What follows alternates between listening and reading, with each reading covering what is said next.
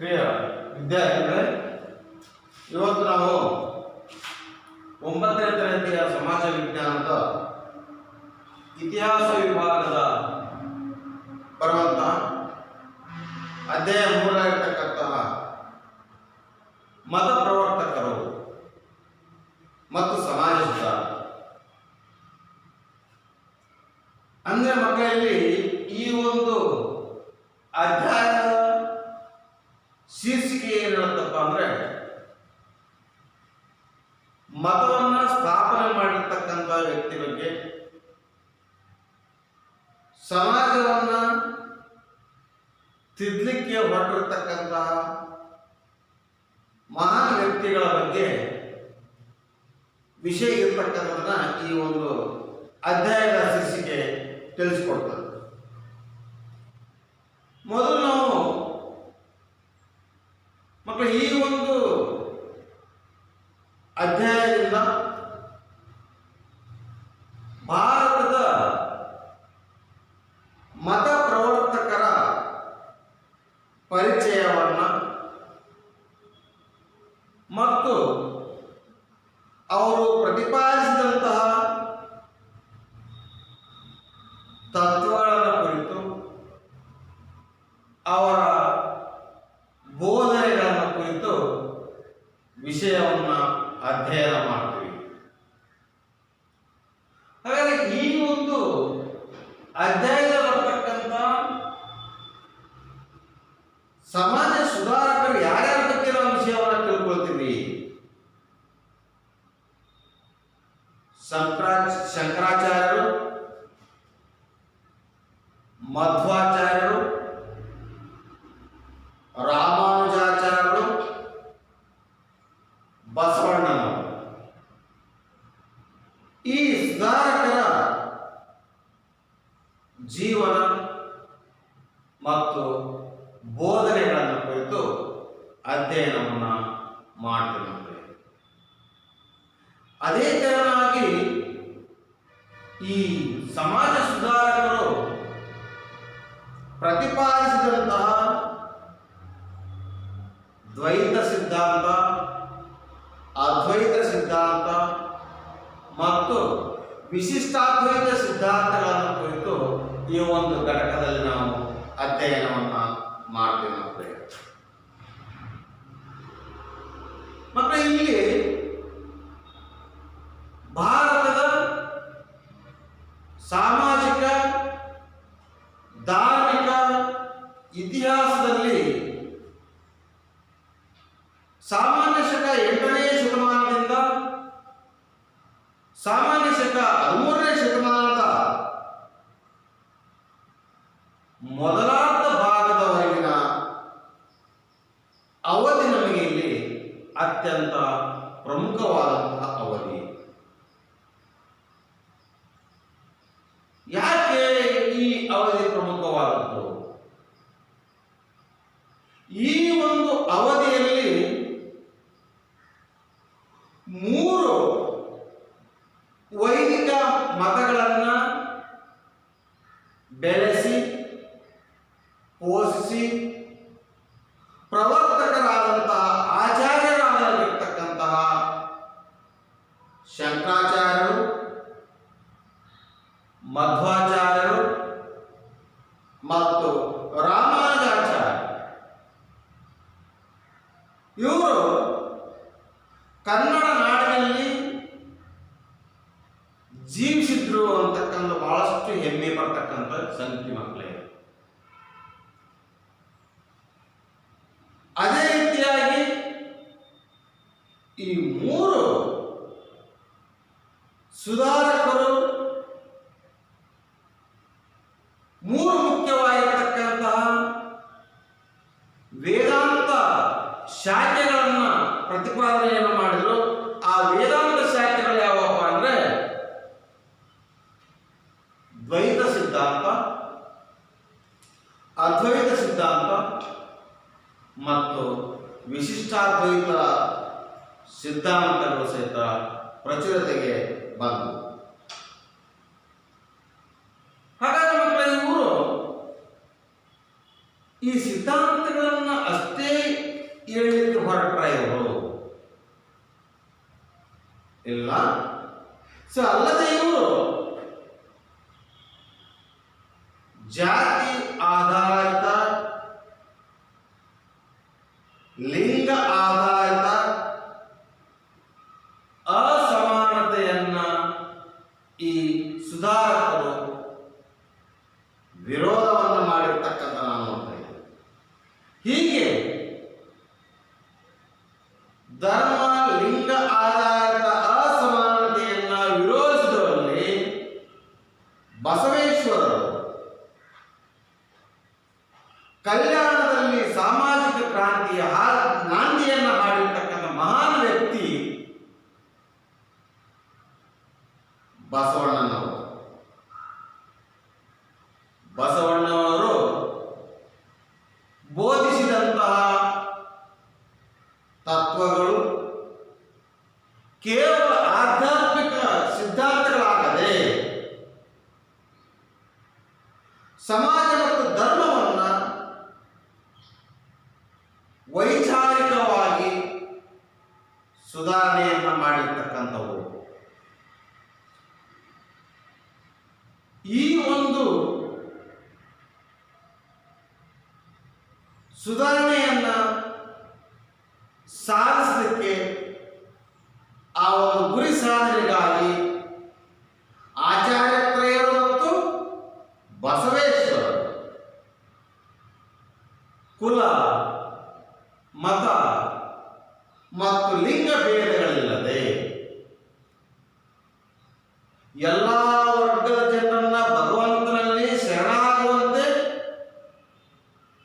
ಬೋಧನೆಯನ್ನ ಮಾಡಿ ಭಕ್ತಿ ಮಾರ್ಗದ ಮೂಲಕ ಸಮಾಜ ಮತ್ತು ಧರ್ಮವನ್ನ ಪುನಶ್ಚೇತನವನ್ನ ಮಾಡಿದಂತ ಮಹನೀಯರು ಈ ಸಮಾಜ ಸುಧಾರಕ. ಹಾಗಾದ್ರೆ ಯಾರ್ಯಾವ ಸುಧಾರಕರು ಇದ್ದಾರೆ ಅಂತಂದ್ರೆ, ಮೊದಲನೇದಾಗಿ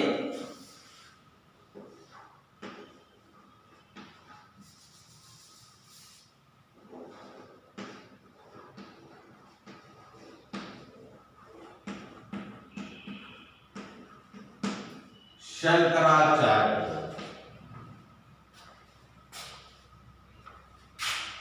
ಮಕ್ಕಳೇ, ಇವರು ಪ್ರತಿಪಾದಿಸಿದಂತಹ ಸಿದ್ಧಾಂತ ಅದ್ವೈತ ಸಿದ್ಧಾಂತ.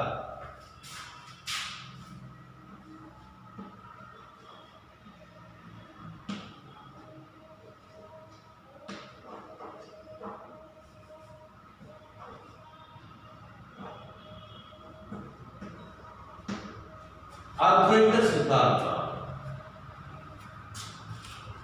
ಅದ್ವೈತ ಸಿದ್ಧಾಂತದ ಬಗ್ಗೆ ತಿಳಿಯೋದಕ್ಕಿಂತ ಪೂರ್ವದಲ್ಲಿ ಶಂಕರಾಚಾರ್ಯರು ಇವರ ಒಂದು ಕೆಲವು ಜೀವನದ ಬಗ್ಗೆ ನಾವು ತಿಳ್ಕೊಳ್ಳೋಣ. ಶಂಕರಾಚಾರ್ಯರು ಕೇರಳದ ಕಾರಳಿ ಅಂತಕ್ಕಂಥ ಗ್ರಾಮದ ನಂಬೂದರಿ ಬ್ರಾಹ್ಮಣ ಕುಟುಂಬದಲ್ಲಿ ಜನಿಸ್ತಾರೆ. ಇಲ್ಲಿ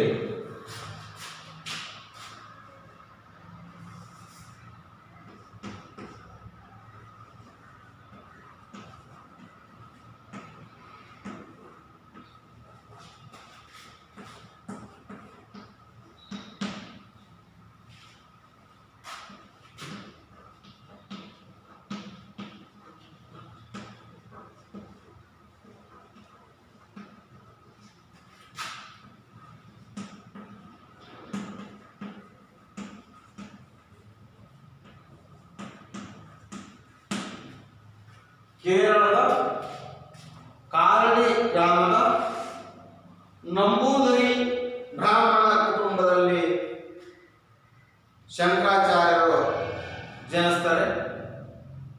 ತಂದೆ ಶಿವಗುರು, ತಾಯಿ ಆರ್ಯಮ್ಮ.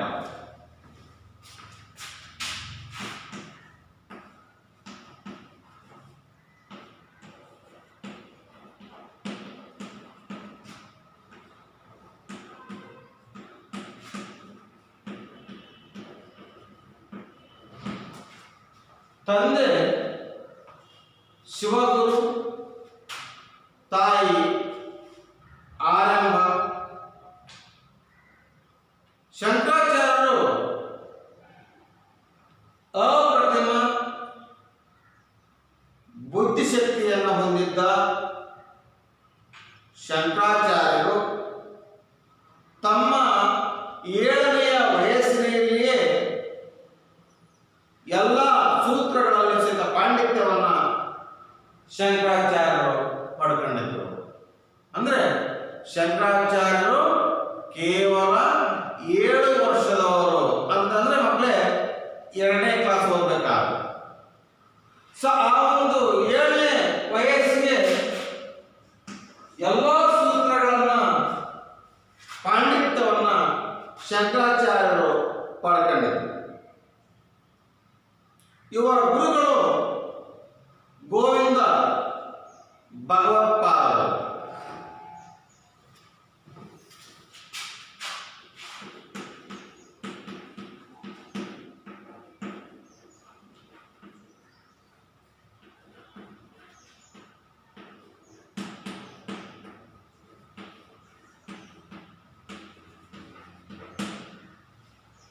ಗೋವಿಂದ ಭಗವತ್ಪಾದ ಇವರು ಶಂಕರಾಚಾರ್ಯರ ಗುರುಗಳು. ಈ ಗುರುಗಳು ಇವರಿಗೆ ವೇದಶಾಸ್ತ್ರಗಳ ಅಧ್ಯಯನವನ್ನ ನಡೆಸಿದರು. ಹೀಗೆ ಶಂಕರಾಚಾರ್ಯರು ಕೇರಳದ ಕಾಲಡಿ ಗ್ರಾಮದಲ್ಲಿ ನಂಬೂದರಿ ಅಂತಕ್ಕಂತಹ ಬಡ ಬ್ರಾಹ್ಮಣ ಕುಟುಂಬದಲ್ಲಿ ಜನಿಸಿದಂತಹ ಶಂಕರಾಚಾರ್ಯರು ಇವರ ತಂದೆ ತಾಯಿ ಯಾರಪ್ಪ ಅಂದ್ರೆ ಶಿವಗುರು ತಾಯಿ ಆರ್ಯಮ್ಮ. ಇವರು ಗುರುಗಳಾದಂತಹ ಗೋವಿಂದ ಭಗವತ್ಪಾದರ ಬಳಿ ವೇದ ಮತ್ತು ಶಾಸ್ತ್ರಗಳ ಅಧ್ಯಯನವನ್ನ ಮಾಡ್ತಾರೆ. ಶಂಕರಾಚಾರ್ಯರು ಉಪನಿಷತ್ತು ಮತ್ತು ಬ್ರಹ್ಮಸೂತ್ರಗಳ ಆಳವಾದಂತಹ ಅಧ್ಯಯನವನ್ನು ಮಾಡಿ ಶಂಕರಾಚಾರ್ಯರು ಅದ್ವೈತ ಸಿದ್ಧಾಂತವನ್ನ ಪ್ರತಿಪಾದಿಸ್ತಾರೆ. ಅದ್ವೈತ ಮತ್ತೆ ಇಲ್ಲಿ ಅದ್ವೈತ ಅಂತಂದ್ರೆ ಒಂದೇ, ಅದು ಏಕ ಎಂದ.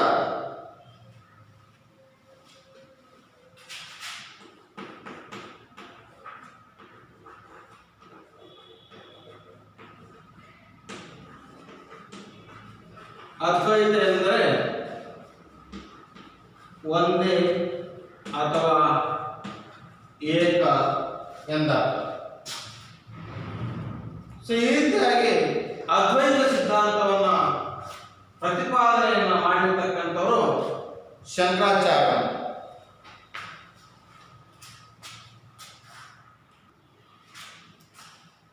ಇವರ ಪ್ರಕಾರ ಅದ್ವೈತ ಅಂದ್ರೆ ಒಂದೇ ಅಥವಾ ಏಕ ಎಂದರ್ಥ. ಇಲ್ಲಿ ಈ ಅದ್ವೈತ ಸಿದ್ಧಾಂತ ಏನ್ ಹೇಳದಪ್ಪ, ಜೀವಾತ್ಮ ಮತ್ತು ಪರಮಾತ್ಮ, ಈ ಜೀವಾತ್ಮ ಮತ್ತು ಪರಮಾತ್ಮ ಇವೆರಡೂ ಸಹಿತ ಬೇರೆ ಬೇರೆ ಅಲ್ಲ, ಎರಡೂ ಸಹಿತ ಒಂದೇ ಅಂತೇಳಿ ಪ್ರತಿಪಾದನೆಯನ್ನು ಮಾಡಿರ್ತಕ್ಕಂಥವ್ರು ಶಂಕರಾಚಾರ್ಯ. ಬ್ರಹ್ಮನು ಒಬ್ಬನೇ ಸತ್ಯ,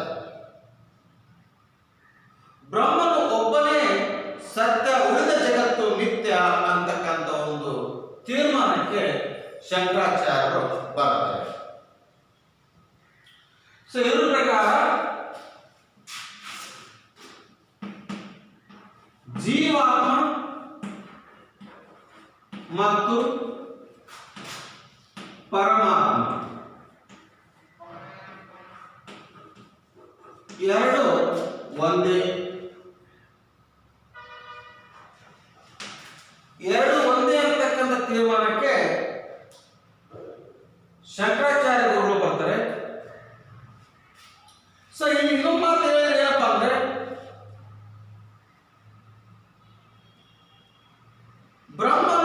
ಬ್ರಹ್ಮನೊಬ್ಬನೇ ಸತ್ಯ, ಉಳಿದ ಜಗತ್ತು ಮಿಥ್ಯ ಅಂತ.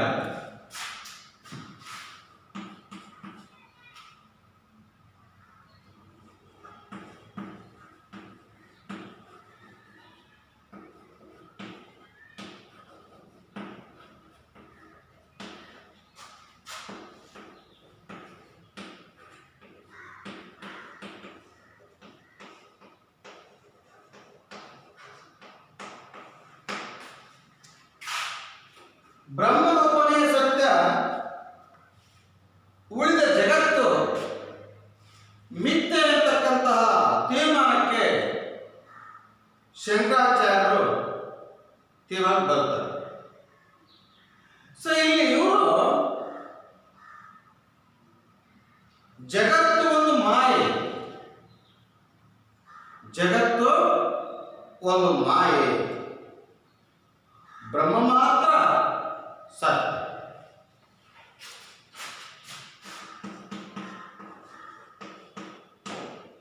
ಜಗತ್ತು ಒಂದು ಮಾಯೆ, ಜಗತ್ತು ಒಂದು ಮಾತ್ರ ಮಾಯೆ, ಬ್ರಹ್ಮ ಮಾತ್ರ ಸತ್ಯ ಅಂತ ಹೇಳ್ತಾರೆ.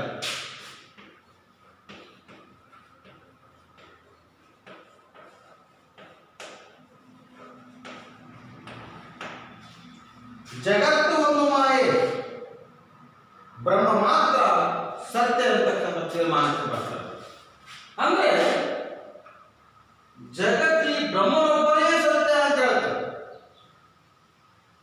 ನಿಜವಾಗಿರ್ತಕ್ಕಂಥವ್ರು ಬ್ರಹ್ಮ, ಉಳಿದದ್ದು ಮಿಥ್ಯ, ಏನು ನಶ್ವರ ಅನ್ನುವಂತಹ ಒಂದು ತೀರ್ಮಾನಕ್ಕೆ ಶಂಕರಾಚಾರ್ಯರು ಬರ್ತಾರೆ. ಅದಕ್ಕೆ ಹೇಳ್ತಾರೆ, ಜಗತ್ತಿನೇ ಒಂದು ಮಾಯೆ ಇದು, ಆದರೆ ಸತ್ಯವಾಗಿರ್ತಕ್ಕಂಥ ಯಾವುದಂದ್ರೆ ಬ್ರಹ್ಮ ಮಾತ್ರ ಇಲ್ಲಿ ಸತ್ಯ.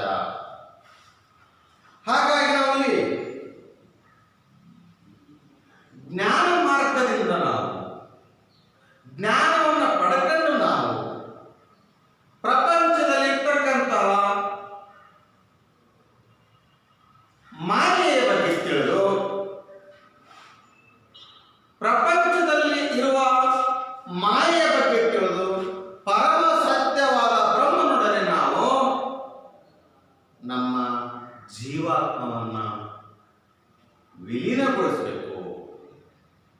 ಅಂದ್ರೆ ಬ್ರಹ್ಮನೊಂದಿಗೆ ಅಥವಾ ಪರಮಾತ್ಮನೊಂದಿಗೆ ನಮ್ಮ ಜೀವನ ವಿಲೀನಗೊಳಿಸುವುದು ಹೇಗೆ ಅಂತಂದ್ರೆ ನಾವಿಲ್ಲಿ ಜ್ಞಾನವಂತರಾಗಬೇಕು.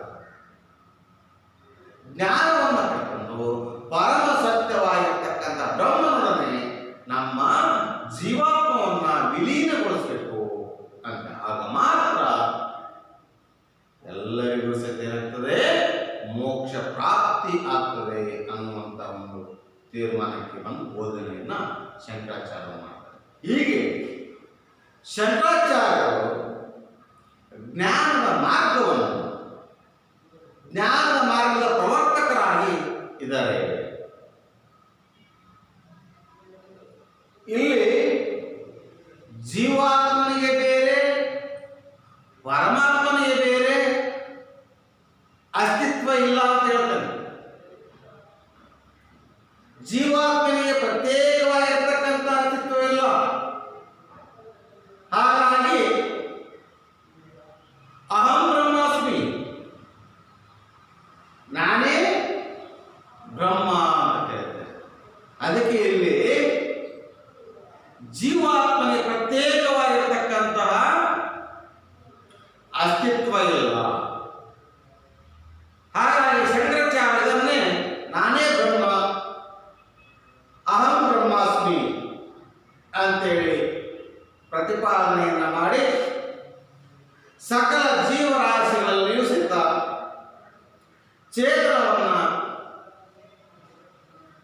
ಚೇತನ ಶ್ರೇಷ್ಠವಾದುದು ಎಂದು ಪ್ರತಿಪಾದನೆಯನ್ನ ಮಾಡ್ತಾರೆ ಶಂಕರಾಚಾರ್ಯ.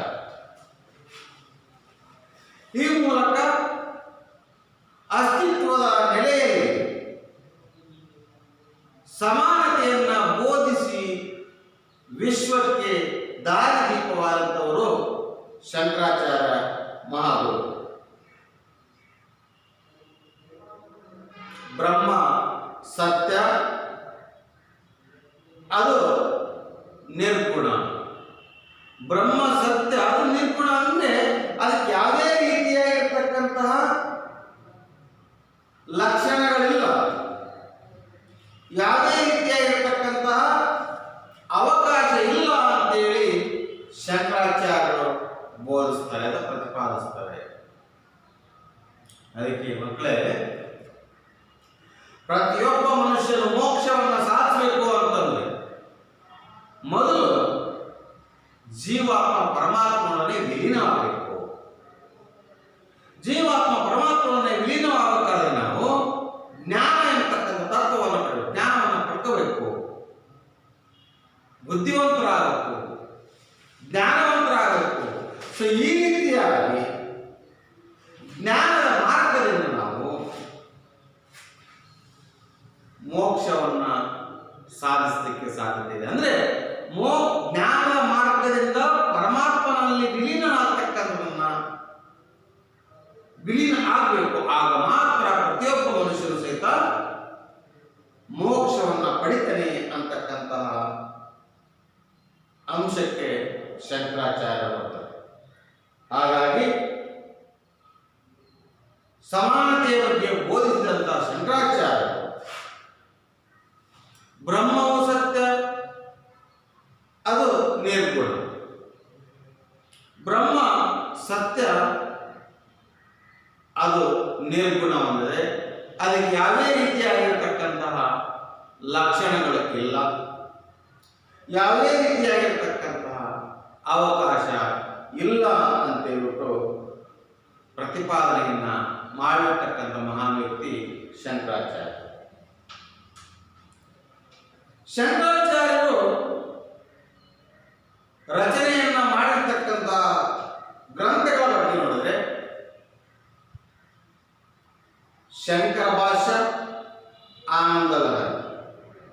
ಶಂಕರ ಭಾಷ್ಯ, ಆನಂದ ಲಹರಿ, ಸೌಂದರ್ಯ ಲಹರಿ, ಶಿವಾನಂದ ಲಹರಿ, ವಿವೇಕ ಚೂಡಾಮಣಿ, ಪ್ರಬುದ್ಧ ಸುಧಾಕರ ಮತ್ತು ದಕ್ಷಿಣಾಮೂರ್ತಿ ಸ್ತೋತ್ರ, ಇವು ಶಂಕರಾಚಾರ್ಯ ರಚಿಸಿದಂತಹ ಪ್ರಮುಖ ಗ್ರಂಥಗಳು. ಶಂಕರರ ಭಜ ಗೋವಿಂದಂ ಈ ಒಂದು ಸ್ತೋತ್ರವು ಅತ್ಯಂತ ಜನಪ್ರಿಯವಾದನ್ನು ಪಡ್ಕೊಂಡಿರ್ತಕ್ಕಂಥ ನಾವು ನೋಡಬಹುದು. ಹೀಗೆ ಶಂಕರಾಚಾರ್ಯರು ಕಾಲ್ನಡಿಗೆಯಲ್ಲಿ ಕನ್ಯಾಕುಮಾರಿಯಿಂದ ಕಾಶ್ಮೀರದವರೆಗೂ ಇಡೀ ಭಾರತವನ್ನು ಸಂಚರಿಸಿ ತಮ್ಮ ಒಂದು ಅದ್ವೈತ ಸಿದ್ಧಾಂತವನ್ನು ಪ್ರತಿಪಾದಿಸುತ್ತಾರೆ. ತಮ್ಮ ಒಂದು ಅದ್ವೈತ ಸಿದ್ಧಾಂತದ ಪ್ರಚಾರಕ್ಕಾಗಿ ಭಾರತದ ವಿವಿಧ ಕಡೆಗಳಲ್ಲಿ 5 ಪೀಠಗಳನ್ನು ಸ್ಥಾಪನೆ ಮಾಡಿ 5 ಪೀಠ 5 ಮಠಗಳನ್ನು ಇವರು ಸ್ಥಾಪನೆ ಮಾಡ್ತಾರೆ. ಶಂಕರಾಚಾರ್ಯರು ಭಾರತೀಯ ದಾರ್ಶನಿಕ ಚಿಂತನೆಗೆ ಹೊಸ ರೂಪವನ್ನು ನೀಡಿದಂತಹ ಮಹಾನ್ ವ್ಯಕ್ತಿ ಶಂಕರಾಚಾರ್ಯರು. ಈ ಶಂಕರಾಚಾರ್ಯರು ಸ್ಥಾಪಿಸಿದಂತಹ ಪೀಠಗಳು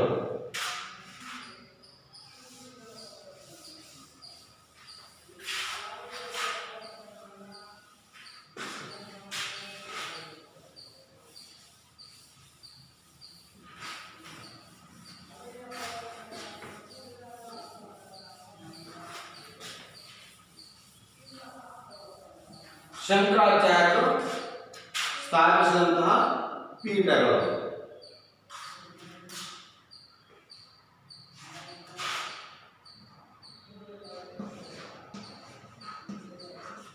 ಬದರಿ, ಒಂದು ಬದರಿ, ದ್ವಾರಕಾ, ಪುರಿ,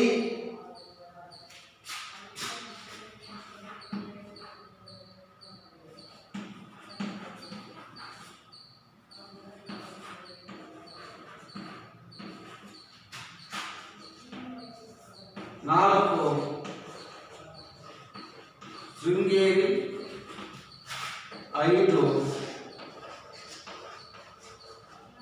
ಕಂಚಿ. ಬದರಿ, ದ್ವಾರಕಾ, ಪುರಿ, ಶೃಂಗೇರಿ ಮತ್ತು ಕಂಚಿ ಈ 5 ಕಡೆಗಳಲ್ಲಿ ಶಂಕರಾಚಾರ್ಯರು ಸ್ಥಾಪಿಸಿದಂತಹ ಪೀಠಗಳು. ಬದರಿಯಲ್ಲಿ ಜ್ಯೋತಿರ್ಪೀಠ,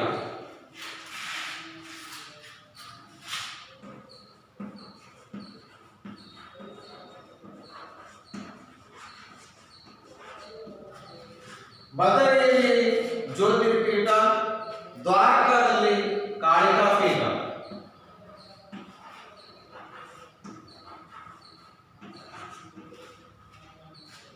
ಪುರಿಯಲ್ಲಿ ಗೋವರ್ಧನ ಪೀಠ.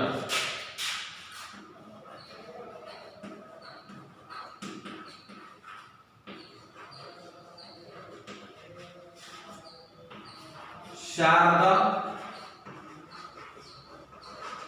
ಪೀಠ. ಕಂಚಿಯಲ್ಲಿ ಕಾಮಕೋಟಿ ಪೀಠ.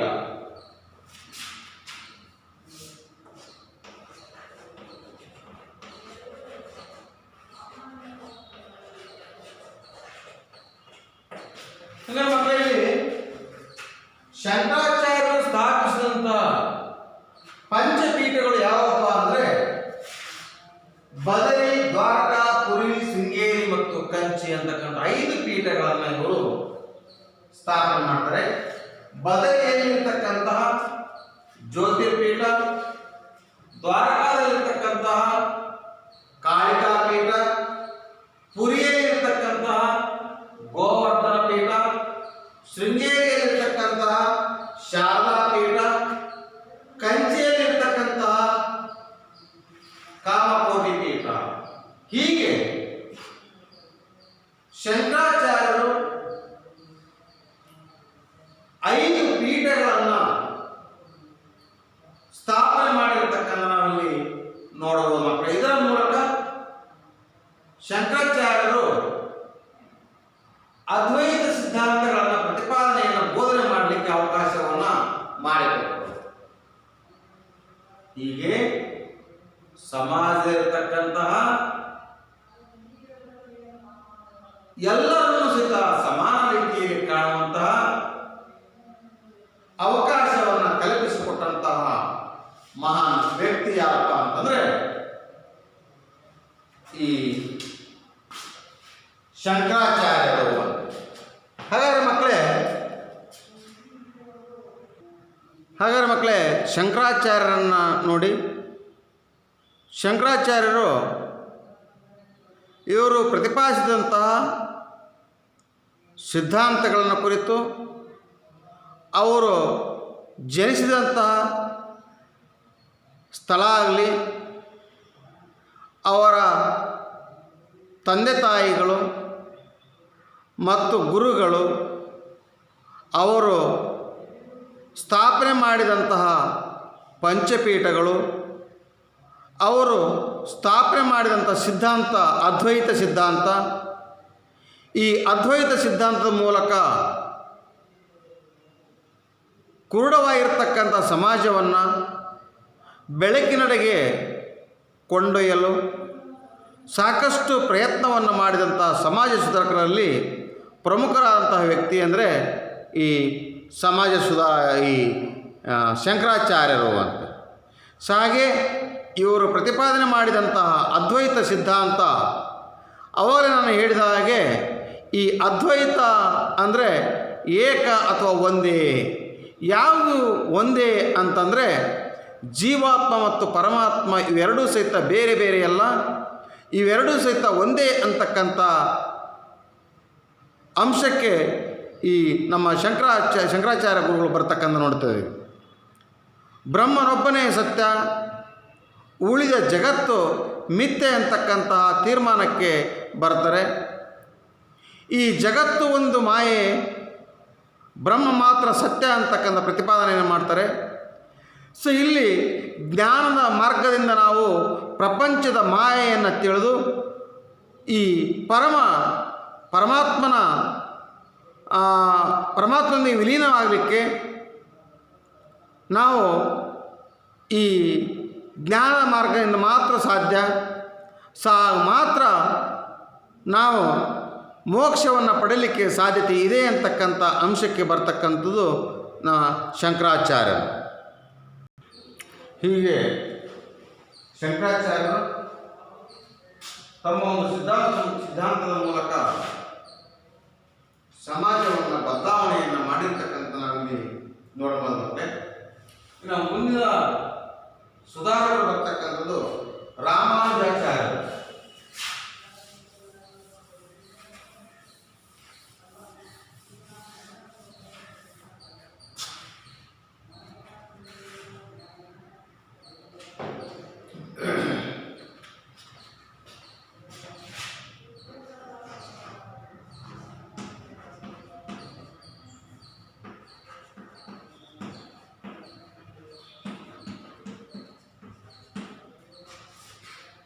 ಇವರು ಪ್ರತಿಪಾದಿಸಿದ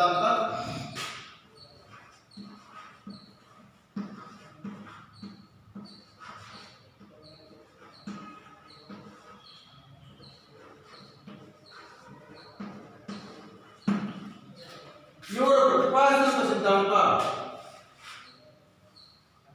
ವಿಶಿಷ್ಟಾದ್ವೈತ ಸಿದ್ಧಾಂತ. ಮತ್ತೆ ಇಲ್ಲಿ ರಾಮಾನುಜಾಚಾರ್ಯರು ತಮಿಳುನಾಡಿನ ಚೆನ್ನೈ ಸಮೀಪ ಇರುವಂತಹ ಶ್ರೀ ಪೆರಂಬದೂರು ಎಂಬ ಹಳ್ಳಿಯಲ್ಲಿ ರಾಮಾನುಜಾಚಾರ್ಯರು ಜನಿಸ್ತಾರೆ. ಇವರ ತಂದೆ ಕೇಶವ ಸೋಮಯಾಜಿ, ತಾಯಿ ಕಾಂತಿಮತಿ. ದಕ್ಷಿಣ ಭಾರತದ ಸುಪ್ರಸಿದ್ಧ ವಿದ್ಯಾ ಪೀಠವಾಗಿರ್ತಕ್ಕಂತಹ ಪ್ರಸಿದ್ಧ ವಿದ್ಯಾಕೇಂದ್ರವಾಗಿರ್ತಕ್ಕಂಥ ಕಂಚಿಯಲ್ಲಿ ಯಾದವ ಪ್ರಕಾಶನ ಬಳಿ ಇವರು ವೇದ ಉಪನಿಷತ್ತುಗಳ ಅಧ್ಯಯನವನ್ನು ಮಾಡುತ್ತಾರೆ. ನಂತರ ರಾಮಾನುಜಾಚಾರ್ಯರು ಶ್ರೀರಂಗಂಗೆ ತೆರಳಿ ಅಲ್ಲಿಯ ಮಠದ ಪೀಠಾಧೀಶರಾಗ್ತಾರೆ. ಇವರು ಶೈವ ಧರ್ಮಾವಲಂಬಿಯಾದ ಚೋಳ ದೊರೆ ರಾಮಾನುಜಾಚಾರ್ಯರಿಗೆ ಕಿರುಕುಳವನ್ನು ನೀಡ್ತಾರೆ. ಅಂತಹ ಸಂದರ್ಭದಲ್ಲಿ ರಾಮಾನುಜಾಚಾರ್ಯರು ಕರ್ನಾಟಕ ಭಾಗದ ವೈಶ್ಯರ ದೊರೆ ಬಿಟ್ಟಿದೇವ ಇವರು ರಾಮಾನುಜಾಚಾರ್ಯರನ್ನ ಸ್ವಾಗತಿಸ್ತಾರೆ. ನಂತರ ದೊರೆ ಬಿಟ್ಟಿದೇವನು ವೈಷ್ಣವ ಧರ್ಮಕ್ಕೆ ಮತಾಂತರಗೊಂಡನು. ಆ ವೈಷ್ಣವ ಧರ್ಮಕ್ಕೆ ಮತಾಂತರಗೊಂಡು ವಿಷ್ಣುವರ್ಧನ ಎಂಬ ಹೆಸರನ್ನ ಪಡೆದ ಅಂತೇಳಿ ಹೇಳಲಾಗ್ತದೆ. ಹೀಗೆ ರಾಮಾನುಜಾಚಾರ್ಯರು ಮೇಲುಕೋಟೆಗೆ ತೆರಳಿ ಚಲುವ ನಾರಾಯಣನ ದೇವಾಲಯವನ್ನ ನಿರ್ಮಿಸಿದಂತಹ ಸುಧಾರಕ ಅಂದರೆ ರಾಮಾನುಜಾಚಾರ್ಯ. ಈ ರಾಮಾನುಜಾಚಾರ್ಯರು ಜನಸಾಮಾನ್ಯರಿಗೆ ಮುಕ್ತಿ ಮಾರ್ಗವನ್ನು ತೋರಿಸಲು ಅತೀವ ಆಸಕ್ತಿಯನ್ನು ವಹಿಸಿದರು. ಹೇಗೆ ಮನುಷ್ಯ ಮುಕ್ತಿಯನ್ನ ಹೊಂದಬೇಕು, ಆ ಮುಕ್ತಿಯನ್ನ ಹೊಂದಬೇಕಾದ್ರೆ ಹೇಗೆ ನಾವು ಇರಬೇಕು ಅಂತಕ್ಕಂಥನ್ನ ತೋರಿಸಿಕೊಟ್ಟ ಮಹಾನ್ ವ್ಯಕ್ತಿ ರಾಮಾನುಜಾಚಾರ್ಯ. ಅವರು ಪ್ರತಿಪಾದಿಸಿದ ಸಿದ್ಧಾಂತವನ್ನ ವಿಶಿಷ್ಟಾದ್ವೈತ ಸಿದ್ಧಾಂತ ಅಂತೇಳಿ ಕರೀತಾರೆ. ಈ ವಿಶಿಷ್ಟಾದ್ವೈತ ಸಿದ್ಧಾಂತದ ಪ್ರಕಾರ ಜೀವ ಮತ್ತು ಪ್ರಕೃತಿ. ಜೀವ ಮತ್ತು ಪ್ರಕೃತಿ ಬ್ರಹ್ಮನ ಅಧೀನ. ಅಂದ್ರೆ ಜೀವ ಮತ್ತು ಪ್ರಕೃತಿ ಬ್ರಹ್ಮನ ಕೈಯಲ್ಲಿದೆ ಅಂತೇಳಿ ವಾದ ಮಾಡ್ತಾರೆ. ಆತ್ಮ ಮತ್ತು ಪರಮಾತ್ಮ,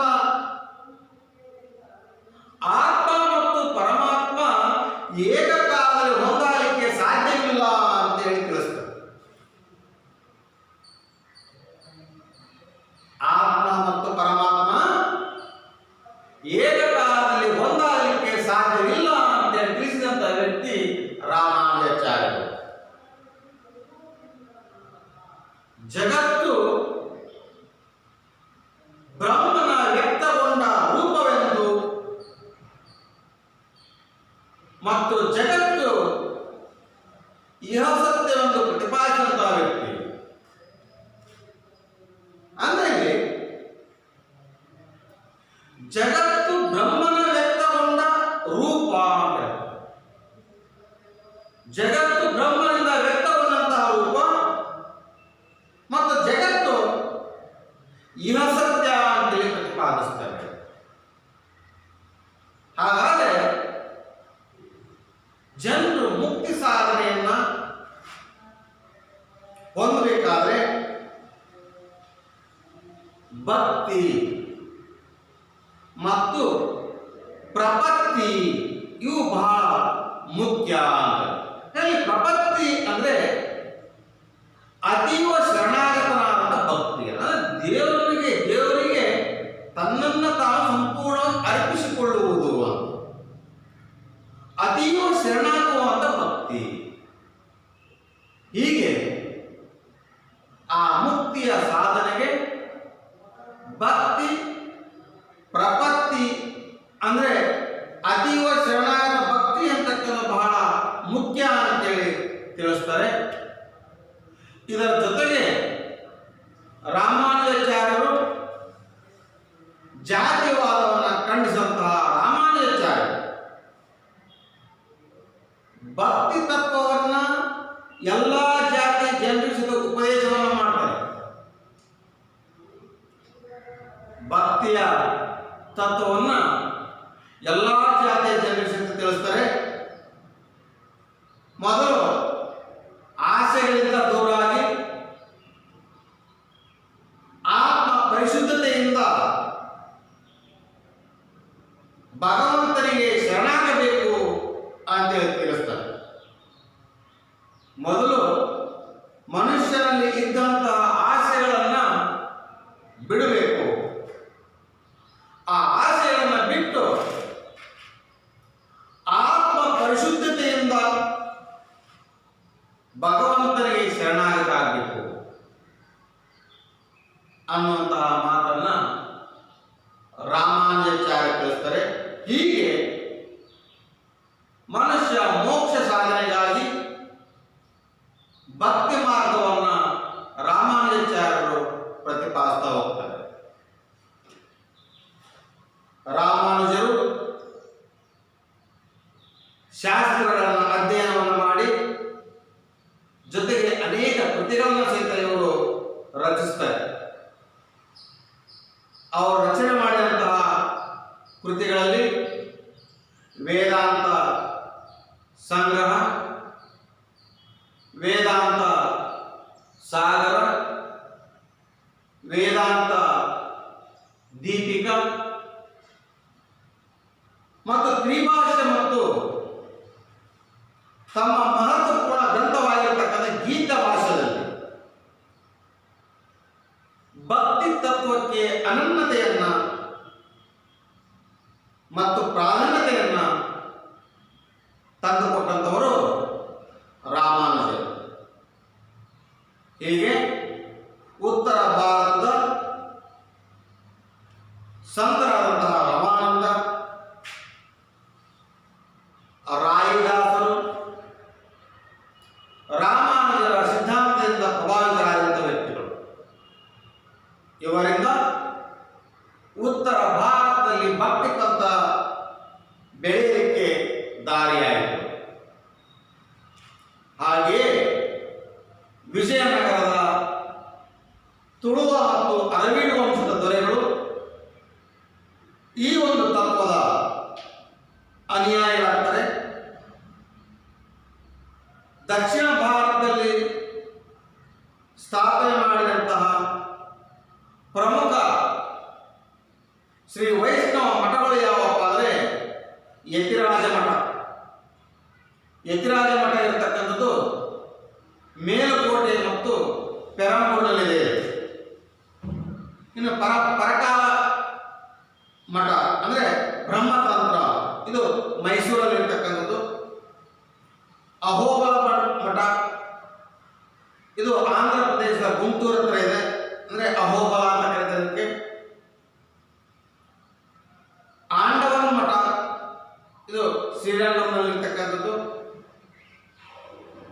ವಾಮೈಮಲೈ ಮಠ ಇದು ಸುಚಿಂದ್ರಂ ಅಲ್ಲಿರ್ತಕ್ಕಂಥದ್ದು. ಹೀಗೆ ರಾಮಾನುಜರು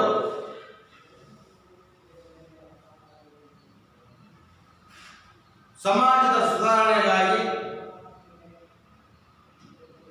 ದಕ್ಷಿಣ ಭಾರತದಲ್ಲಿ ತಮ್ಮ ಒಂದು ತತ್ವದಿಂದ ಬಹಳಷ್ಟು ಜನರನ್ನ ಬದಲಾವಣೆಯನ್ನು ಮಾಡಿದಂತಹ ಮಹಾನ್ ವ್ಯಕ್ತಿ ರಾಮಾನುಜರು. ಹೀಗೆ ರಾಮಾನುಜರು ಹುಟ್ಟಿದಂಥ ಸ್ಥಳ ತಮಿಳು ನಾಡಿನ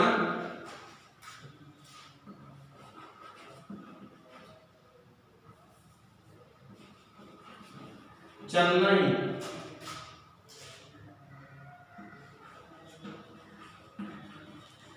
ಸಮೀಪದ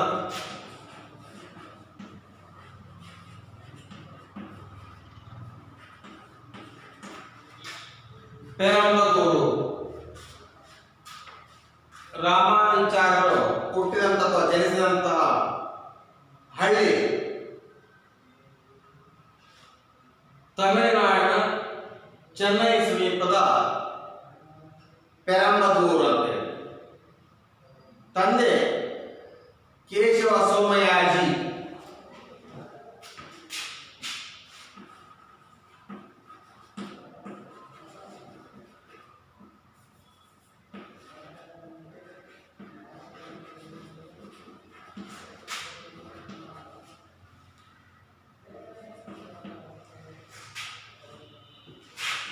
ತಾಯಿ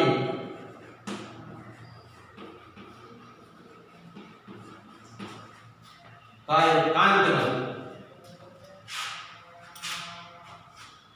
ಇನ್ನು ಇವರು ವಿದ್ಯೆಯನ್ನು ಕಲಿತಿರ್ತಕ್ಕಂಥದ್ದು ಕಂಚಿ.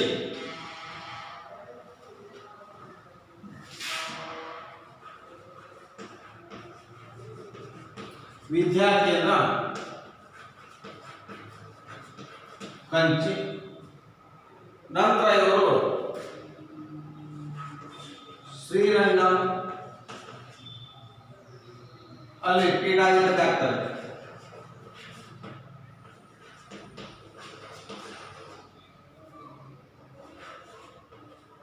ಪೀಠಾಧಿಪತಿ ನಂತರ ಇವರು ಅಲ್ಲಿನ